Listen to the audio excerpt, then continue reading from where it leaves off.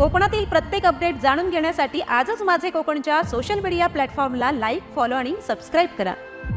मालवणच्या आचरा पारवाडी येथे सुरू असलेल्या कोळंबी प्रकल्पात अज्ञाताने विषारी पदार्थ टाकून विषप्रयोग केल्याचा प्रकार समोर आला आहे। यात सुमारे 18 लाख किमतीची कोळंबी मृत झाली आहे। याबाबतची फिर्याद आचरा पोलीस ठाण्यात प्रकल्पाचे मॅनेजिंग डायरेक्टर अपूर्व अंतोन फर्नांडिस यांनी दिली आहे। त्यानुसार मालवण पोलिसांनी अज्ञाताविरोधात विविध कलमांन्वये विषारी पदार्थ टाकून मानवी जीवितास दुखापत उत्पन्न होईल अशी कृती करून कोळंबी प्रकल्पातील कोळंबीचे नुकसान केल्या प्रकरणी गुन्हा दाखल केला आहे।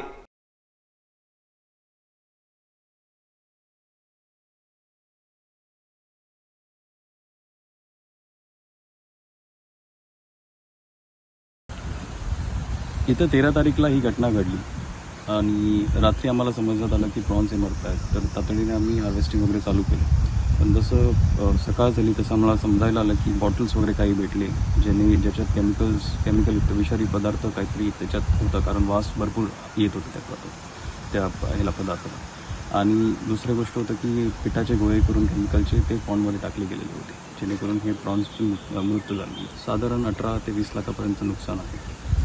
काही ही घटना घडल्यानंतर तुमचं काही संशयितांवर वगैरे काही या संदर्भात संशय तर आहे काही लोकांवरती, आणि आम्ही तक्रार पण केलेली आहे पोलीस स्थानकात। त्यांचा तपास चालू आहे, त्या दृष्टीने पोलीस पण काम करतात। राज्याचे बंदरविकास मंत्री आणि पालकमंत्री नितेश राणे यांच्याशी तुम्ही या संदर्भात काही चर्चा करणार आहात का? निश्चितच त्यांच्याशी चर्चा करणार आहोत, कारण ही आता फ्युचर पण याच्यावरती डिपेंड आहे आपल्या मत्स्य उत्पादनावरती। मग हे जर प्रकार असे घडत असतील तर हे दुर्दैवी आहे आपल्या सिंधुदुर्ग जिल्ह्यासाठी पण आणि महाराष्ट्र राज्यासाठी।